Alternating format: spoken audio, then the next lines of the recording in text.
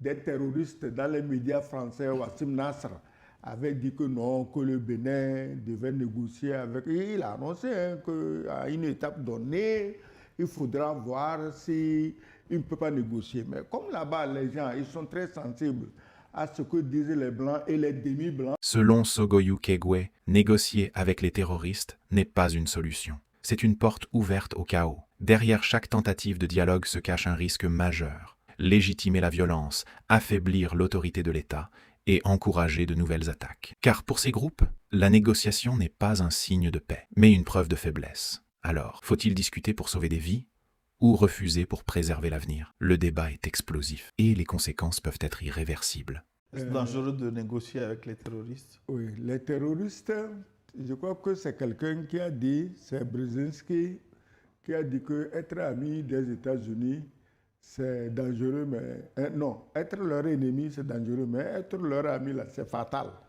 La preuve est là, actuellement, Trump demande à ses amis du Golfe Persique de l'aider. 5 000, non, de l'aider comment? 5 000 milliards de dollars pour continuer la guerre, ou bien s'ils veulent que la guerre s'arrête, ils lui donnent 2500 milliards. Mais tu ne vois pas que son amitié est toxique et mortelle.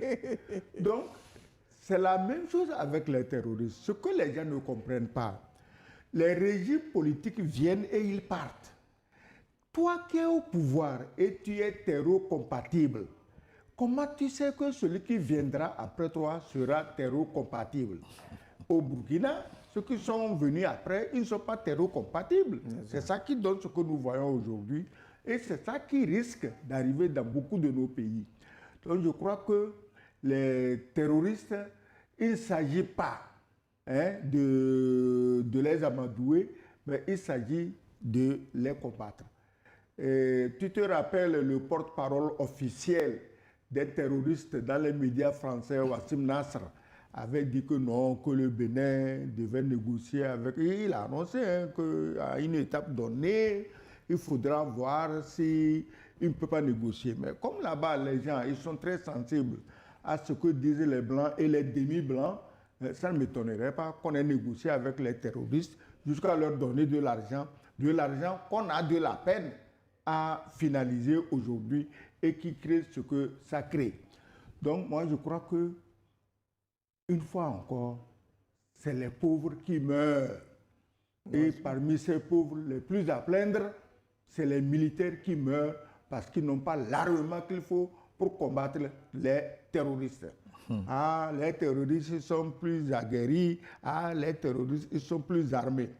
Les gens, tout le monde devait comprendre que le credo de la France, justement, c'est de faire des terroristes de véritables foudres de guerre face à nos armées qu'elle a formées au rabais et qui aujourd'hui peinent à tenir face aux terroristes.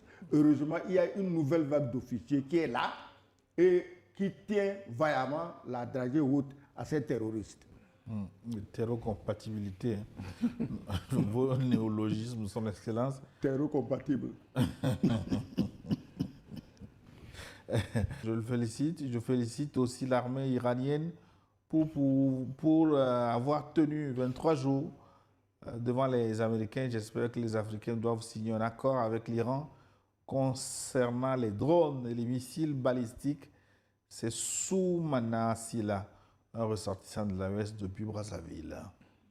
Oui, il a raison. Aujourd'hui, l'Iran prouve qu'il est une puissance, une vraie puissance. Ce n'est pas la peine de parler de puissance régionale. Non, c'est une puissance planétaire. Quand elle peut envoyer des missiles sur 4000 km, ce n'est plus une question de régional. Les missiles de 2000 km suffisaient pour la région du Proche-Orient et Moyen-Orient.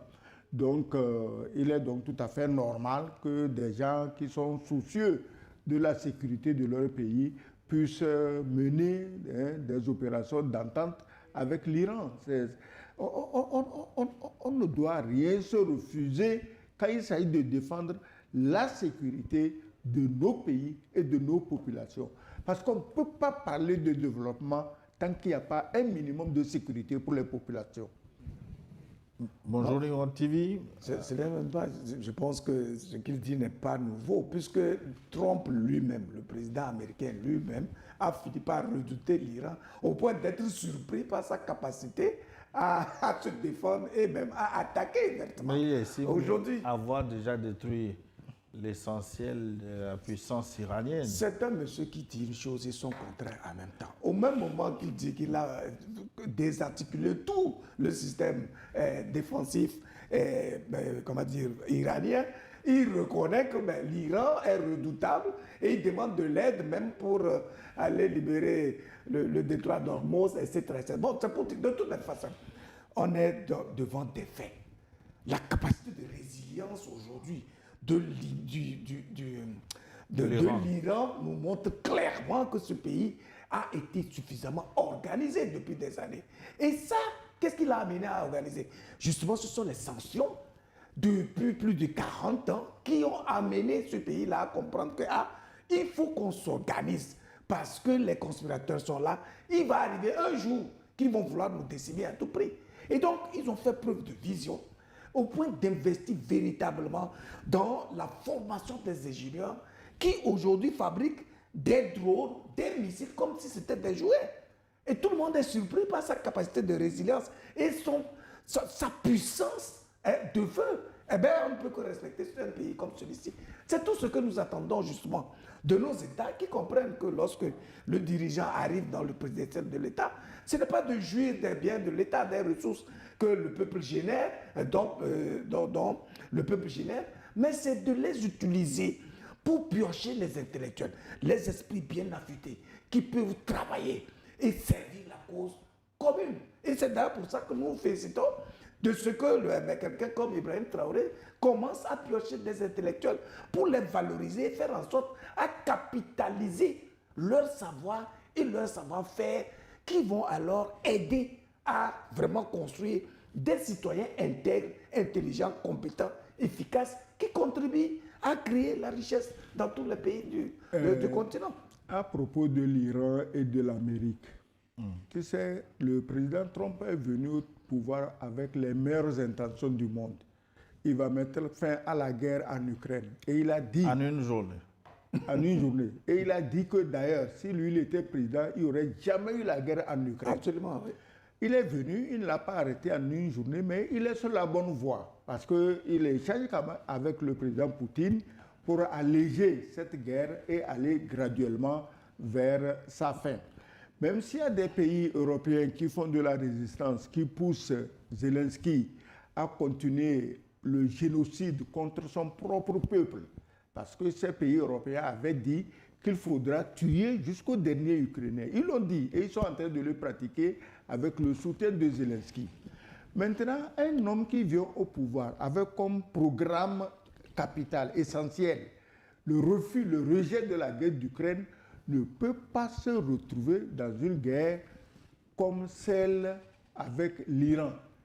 Moi, je crois que ce qui s'est passé, d'abord, et comme il a dit, il a sous-estimé l'Iran et on l'a poussé contre l'Iran, contre son gré. Vous dites qu'il dit des choses contradictoires. Quand il est un peu seul et soulagé, il dit quelque chose de sensé, alors on sort les menaces. Et les menaces, c'est quoi? C'est le dossier Epstein, où il est mouillé jusqu'au cou. Alors, à chaque fois qu'il veut marcher droit, on lui sort un morceau, on dit, ben, si tu ne fais pas comme ça, demain, les journaux vont publier ceci. Il se ravise et il raconte autre chose. C'est dans ça qu'on est. Mais les Iraniens, eux, ils ne sont pas dans cette sorte d'humeur.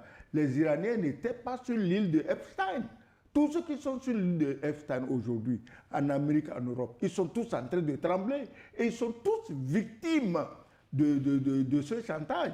Il y a des pays européens qui, au départ, ont dit non, nous, on ne va pas suivre dans cette guerre. Mais regarde bien, leurs voix ont commencé à s'infléchir. Ils sont maintenant disposés à faire ceci, à faire cela. Pourquoi? À cause des dossiers Epstein. Donc, les gens meurent à cause de la perversion d'une clique planétaire qui veut mettre toute la planète à genoux. Voilà le... Abonne-toi maintenant à ma chaîne pour des analyses percutantes, des vérités cachées et des contenus puissants sur l'actualité africaine et mondiale.